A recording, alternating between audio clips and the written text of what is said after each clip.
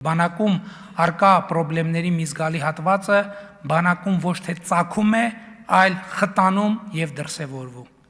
Եվ հանրային, սոցիալ-քաղաքական, կրթական մշակութային խորը վերափոխումները բանակում խնդիրների հասցեագրման գործընթացի կարևոր մաս են։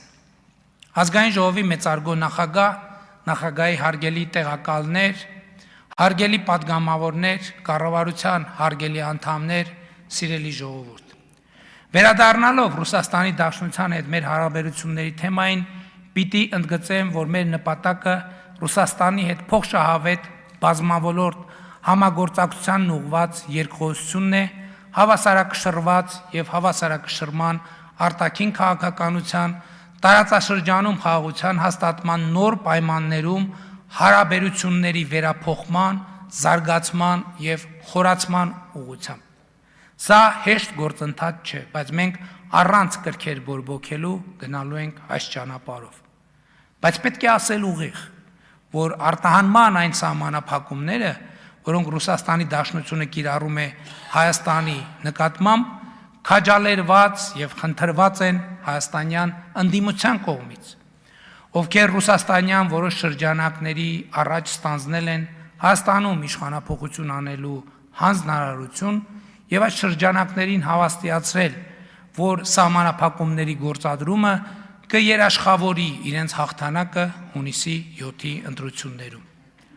Հայաստանյան այդ նույն շրջանակները, հիմա էլ ռուսաստանյան այդ նույն շրջանակներին հավաստիացնում են, որ եթե սահմանափակումները շարունակվեն եւ ավելի խստացվեն,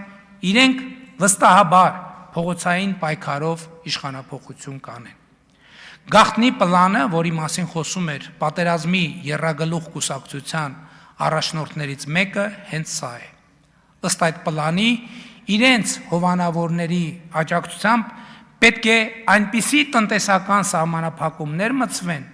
որ Հայաստանում սոցիալ-տնտեսական ճգնաժամ սկսվի, որպեսզի ժողովուրդը կառավարության դեմ սոցիալական բունտ անի։ Էսա գաղտնի պլանի էությունը։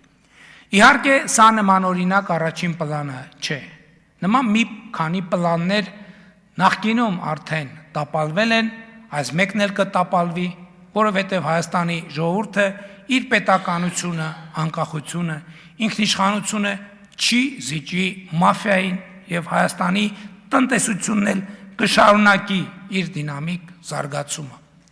Ու վերջին ամիսների իրադարձությունները ցույց են տալիս,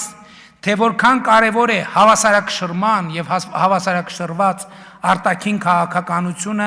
ներդնել նաեւ տնտեսության ոլորտում եւ ունենալ տնտեսական դիվերսիֆիկացված հարաբերություններ։ Եվ ընդհակառակը վերջին ամսվա իրադարձությունները ցույց տվեցին, թե տնտեսական հարաբերությունների դիվերսիֆիկացիան ինչպես է օգնում, որ գլոբալ ճգնաժամերի հետևանքները ի վիճակի լինենք մեղմացնել։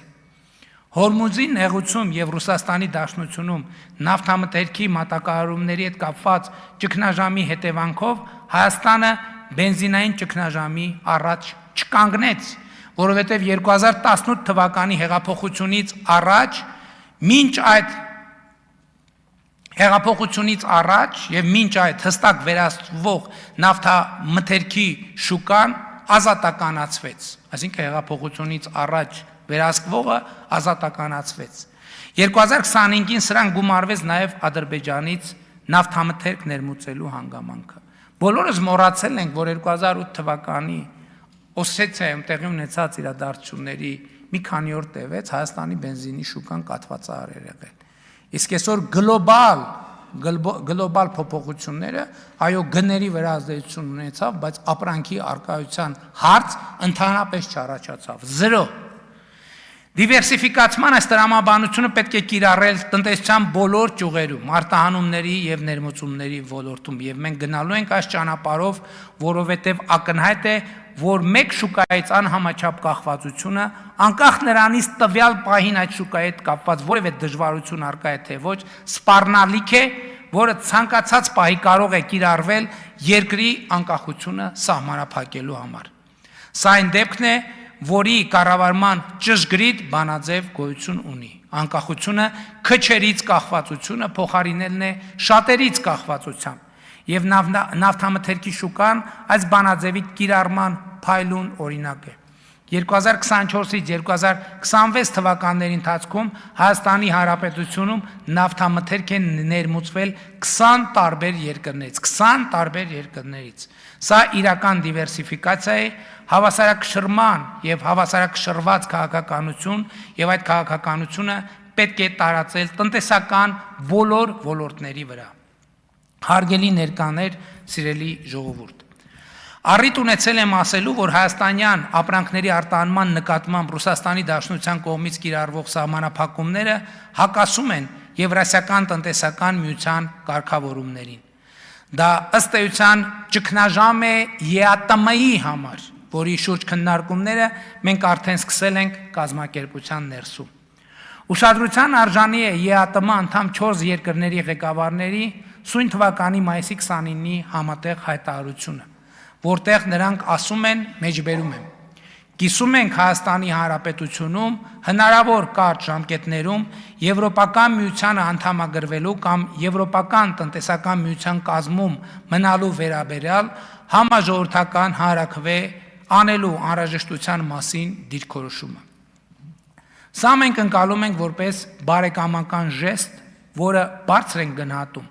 եւ վստահ եմ Հայաստանում նման հանրաքվե անպայման տեղի կունենա։ Խնդիրը ժամկետներն են, բայց ժամկետը ոչ միայն կազմակերպչական կարևորություն ունի, այլև բովանդակային։ Ինչպես ասացի, 2025 թվականի մարտին ազգային ժողովը ընդունեց Եվրոպական միությանը Հայաստանի Հանրապետության անդամակցելու գործընթացի մեկնարկի մասին օրենքը։ Վերնագրից եւ նաեւ կարճ բովանդակությունից օրենքի ակնհայտ է, որ այն ԵՄ-ին անդամագրվելու գործընթացի մեկնարկի մասին է, իսկ հարցի վերաբերյալ հանրաքվեն տվյալ process-ի ոչ թե մեկնարկի հատկանիշ է, այլ կարևոր հանգրվան, ասել է թե հանրաքվեն իմաստ ունի, երբ մեկնարկած գործընթացը հասել է ինչ որ հանգրվանային կետի եւ հնարավոր է անդրադարձ կատարել այդ հեռանկարների իր տեսականությանը, ճանապարհային քարտեզ ունենալ, թե ինչպես ենք առաջ գնալու, որքանով են իրատեսական տվյալ ժամկետներում այն բարեփոխումների անցկացումը, որ անհրաժեշտ են Եվրոպական միությանը անդամագրվելու համար։ Այս հարցերին որևէ պատասխան ունենալը կարևոր է ոչ միայն ընթացակարգային առումով, այլև հանրաքվեի ընթացքում ժողովրդի կողմից ուղղվող հարցերի գոնե մոտավոր պատասխան ունենալու համար։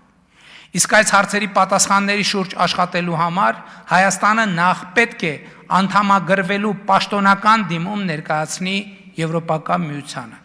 Սա նույնպես ծավալուն աշխատանք պահանջող գործընթաց է եւ առաջիկայում մենք թերևս կսկսենք այս գործընթացը առավել եւս ԵԱՏՄ մեր գործընկերների հորդորներին ականջալուր լինելով։ Կա նաեւ տնտեսական կոմպոնենտը։ Հայաստանի Եվրոպական միության շուկային հասանելիություն ստանալու առաջին քայլերն են արվում եւ սրա հնարավոր էֆեկտները տեսնելու եւ հասկանալու ժամանակ էլ պետք է ունենա մեր ժողովուրդը։ Իմ ընկալումը այն է, որ մենք հանրաքվե կանցկացնենք անդամագրվելու հարցով պաշտոնապես Եվրոպական միությանը դիմելուց, համապատասխան արձագանք ստանալուց եւ գործընթացի վերաբերյալ ճանապարհային քարտեզ ունենալուց հետո։ Բայց նաեւ այս առիթով եմ ուզում պարզաբանել, թե մենք ինչու ենք որդեգրել հավասարակշռված եւ հավասարակշռման արտաքին քաղաքականություն եւ ինչու ենք խոսում Եվրոպական միության անդամագրվելու օրակարգի մասին, եթե շատ հարցերի պատասխաններ այսօր չունենք։ Մի բարձ պատճառով այն իրավիճակը, երբ Հայաստանի Հանրապետությունը գնալու տեղ չունի, այլ ընտրանք չունի, սպառնալիք է մեր պետականությանը, անկախությանը եւ ինքնիշխանությանը։ Մենք ձևավորում ենք եւ ձևավորելու ենք այլ ընտրանքներ Հայաստանի Հանրապետության եւ նրա ժողովրդի համար։